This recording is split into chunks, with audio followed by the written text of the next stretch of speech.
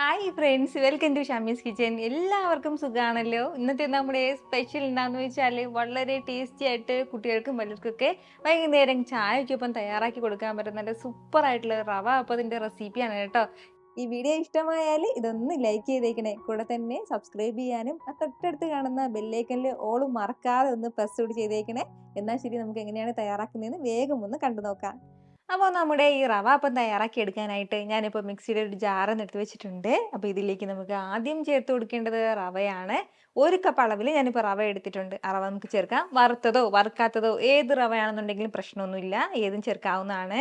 കൂടെ പിന്നെ വേണ്ടതാണ് ഒരു 1/2 കപ്പ് അളവിൽ മൈദാമാവും കൂടി. ഈ മൈദാമാവിന് പകരം നമുക്കിതിലേക്ക് ഗോതമ്പ് പൊടിയും ചേർക്കാവുന്നതാണ്. 1/2 കപ്പ് അളവിലാണ് ചേർത്ത് കൊടുക്കുന്നത്.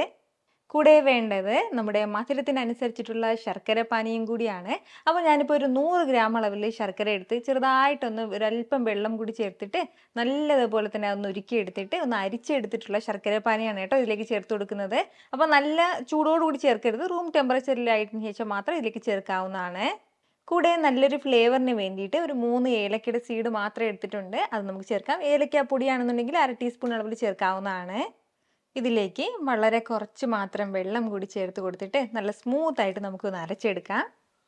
ഏകദേശം ഒരു 1/2 കപ്പോളം വെള്ളം ചേർത്തിട്ട് നല്ല സ്മൂത്തായിട്ട് ഇതുപോലെ ഒന്ന് ബ്ലെൻഡ് ചെയ്തെടുത്തിട്ടുണ്ട്. ഇനി നമുക്കിതൊരു ബൗളിലേക്ക് ചേർക്കാവുന്നതാണ്. ദാ ഇത്രയും കട്ടിക്കാണ് ഞാനിതിപ്പോൾ ഒന്ന് അരച്ചെടുത്തിട്ടുള്ളത്. അപ്പോൾ നമുക്കിനി വേണ്ട എന്താണെന്ന് വെച്ചാൽ ഇതൊരു 15 മിനിറ്റ് ഒന്ന് റെസ്റ്റ് ചെയ്യാൻ വേണ്ടി വെക്കണം. അത്രയും സമയം കൊണ്ട് ഇത് കുറച്ചുകൂടി ഒന്ന് കട്ടിയായിട്ട് മാറും കേട്ടോ. അപ്പോൾ അതിനുശേഷം വേണമെന്നുണ്ടെങ്കിൽ കൂടുതൽ വെള്ളം ചേർക്കാവുന്നതാണ്. അപ്പോൾ ഒരു 10 മുതൽ 15 മിനിറ്റ് വരെ ഇതിങ്ങനെ ഒന്ന് നമുക്ക് വെക്കാം. ഇതിപ്പോൾ നമ്മൾ റെസ്റ്റ് ചെയ്യാൻ വെച്ചിട്ട് ഏകദേശം ഒരു 15 മിനിറ്റോളം ആയിട്ടുണ്ട്. നമ്മൾ റെസ്റ്റ് ചെയ്യാൻ വെച്ചിട്ട് ഏകദേശം ഒരു 15 മിനിറ്റോളം ആയിട്ടുണ്ട്. അത്രയും സമയം കൊണ്ട് തന്നെ നമ്മുടെ മാവ് കുറച്ചും കൂടി ഒന്ന് തിക്കായി കിട്ടിയിട്ടുണ്ട്. അതായത് നമ്മുടെ റവ എല്ലാം ഒന്ന് കുതിർന്ന് കിട്ടുമ്പോഴാണ് ഇതുപോലെ ഒന്ന് കട്ടിയായി വരുന്നത്.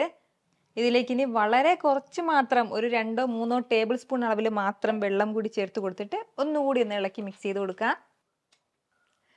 ഈ ഒരു കൺസിസ്റ്റൻസിയിൽ വേണം നമ്മുടെ മാവ് ഉണ്ടാകേണ്ടത്. അതായത് ഒരുപാട് ലൂസാകാനും പാടില്ല, അതുപോലെ തന്നെ തീരെ കട്ടിയായിട്ട് ഉണ്ടാവാനും പാടില്ല. അപ്പോൾ ഇത്രയും ആയിക്കഴിഞ്ഞാൽ പിന്നെ നമുക്ക് വേണ്ടതാണ് ഇതുപോലെ ഒരു 2 പിഞ്ച് അളവിൽ ബേക്കിംഗ് സോഡയും കൂടി, അല്ലാന്നുണ്ടെങ്കിൽ ബേക്കിംഗ് പൗഡർ ചേർത്ത് കൊടുത്താലും മതിയാവും. അപ്പോൾ നമ്മൾ ഇത് ചേർക്കുന്ന സമയത്ത് നല്ലതുപോലെ ഉൾഭാഗം സോഫ്റ്റ് ആയിട്ടുണ്ടാവും കേട്ടോ. കൂടെ ഒരല്പം മാത്രം ഉപ്പും കൂടി ചേർത്ത് കൊടുക്കാം. കൂടെ പിന്നെ ഇനി നമുക്കിതിലേക്ക് വേണ്ടത് 1 ടേബിൾ സ്പൂൺ അളവിൽ നെയ്യിൽ വറുത്തെടുത്ത കുറച്ച് തേങ്ങാക്കൊത്തും അതുപോലെ തന്നെ അണ്ടിപ്പരിപ്പുമാണ്. അപ്പോൾ അതും കൂടി ചേർക്കാം. അപ്പോൾ ഇതിന് പകരം നമുക്ക് തേങ്ങാ കഷ്ണം ഇതുപോലെ ചേർക്കുന്നതിന് പകരം നമുക്ക് നമ്മൾ ഫസ്റ്റിൽ മാവ് അരച്ച സമയത്ത് ഒരു 1/2 കപ്പ് അളവിൽ ചിരകിയ തേങ്ങ അതിലേക്ക് ചേർത്തിട്ട് അങ്ങനെയും നമുക്ക് ഇത് അരച്ച് ചേർക്കാവുന്നതാണ്. അപ്പോൾ ഞാനിപ്പോൾ ഇതുപോലെ വറുത്താണ് ഇതിലേക്ക് ചേർത്തിട്ടുള്ളത്. ഇതെല്ലാം കൂടി ചേർത്തിട്ട് നല്ല രീതിക്ക് തന്നെ ഒന്ന് യോജിപ്പിച്ചെടുക്കാം. ഇതുപോലെ നല്ല രീതിക്ക് എല്ലാം കൂടി ഒന്ന് മിക്സ് ചെയ്ത് യോജിപ്പിച്ചെടുത്തിട്ടുണ്ട്. അപ്പോൾ ഇത്രയും ആയിക്കഴിഞ്ഞാൽ ഇനി വേഗം തന്നെ നമുക്ക് ഒന്ന് പൊരിച്ചെടുക്കാവുന്നതാണ്. നമ്മുടെ ഈ റവ അപ്പം തയ്യാറാക്കി എടുക്കാനായിട്ട് ഞാനിപ്പോൾ ഒരു കടായിൽ ഇതുപോലെ കുറച്ച് എണ്ണ വെച്ചിട്ടുണ്ട്. അപ്പോൾ ഇതുപോലെ ഒരു കുഴിവുള്ള കടായി എടുക്കുകയാണെന്നുണ്ടെങ്കിൽ അത്രയും നല്ലത്.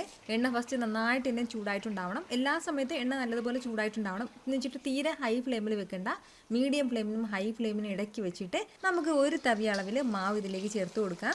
എന്നിട്ട് നമുക്ക് എണ്ണ ഇതിന് മുകളിലേക്ക് കോരി ഒഴിച്ചുകൊണ്ടേയിരിക്കണം. എങ്കിൽ മാത്രമേ പുറം ഭാഗം പെട്ടെന്ന് ഇങ്ങനെ പൊങ്ങി വരുള്ളൂ. അപ്പോൾ ഇതുപോലെ പൊങ്ങി കഴിയുമ്പോഴത്തേക്കും പിന്നെ നമുക്ക് തിരിച്ചിട്ട് കൊടുക്കാവുന്നതാണ്. ഫ്ലെയിമിൻ്റെ കാര്യം പ്രത്യേകം ശ്രദ്ധിച്ചേക്കണം. ഒരുപാട് ഹൈയിൽ വെക്കണ്ട, അതുപോലെ തന്നെ തീരെ ഫ്ലെയിം കുറയ്ക്കേണ്ട ആവശ്യമില്ല. ഫ്ലെയിം ഒരുപാട് കുറഞ്ഞു പോകുകയാണെന്നുണ്ടെങ്കിൽ ഇതുപോലെ പൊങ്ങി വരില്ല കേട്ടോ. അതിൻ്റെ പേരിലാണ് ഞാൻ എടുത്ത് പറയുന്നത്.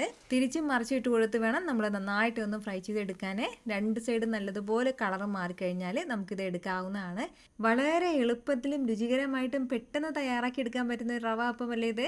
അപ്പോൾ ഇതുപോലെ ഉറപ്പായിട്ട് നിങ്ങൾ അടുത്ത പ്രാവശ്യം ഒന്ന് തയ്യാറാക്കി നോക്കിയിട്ട് നിങ്ങളുടെ ഫീഡ്ബാക്ക് എനിക്കൊന്ന് മറക്കാതെ അറിയിച്ചേക്കണം. കാരണം നിങ്ങളുടെ ഫീഡ്ബാക്ക് കാണുമ്പോഴായിരിക്കും അത് മറ്റുള്ളവർക്കും തയ്യാറാക്കി നോക്കണം എന്നുള്ളത് പ്രചോദനം ഉണ്ടാകുന്നത്. എത്ര രുചികരമായിട്ടും എളുപ്പത്തിലാണല്ലേ നമ്മൾ തയ്യാറാക്കി എടുത്തിട്ടുള്ളത്. അപ്പോൾ ഈ വീഡിയോ ഇഷ്ടമായാൽ ഇതൊന്ന് ലൈക്ക് ചെയ്യാനും കൂടെ തന്നെ നിങ്ങളുടെ ഫ്രണ്ട്സിനും ഫാമിലിക്കും എല്ലാവർക്കും ഇതൊന്ന് ഷെയർ കൂടി ചെയ്ത് കൊടുത്തേക്കണം.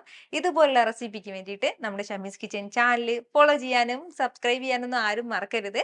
വീണ്ടും നല്ലൊരു ഉഷാർ വീഡിയോ ആയിട്ട് നാളെ കാണാം. അതുവരേക്കും എല്ലാവരും ഹാപ്പി ആയിട്ടിരിക്കുക, സന്തോഷമായിട്ടിരിക്കുക, എല്ലാവരും സേഫ് ആയിട്ടിരിക്കണം. Take care friends. ടാറ്റാ.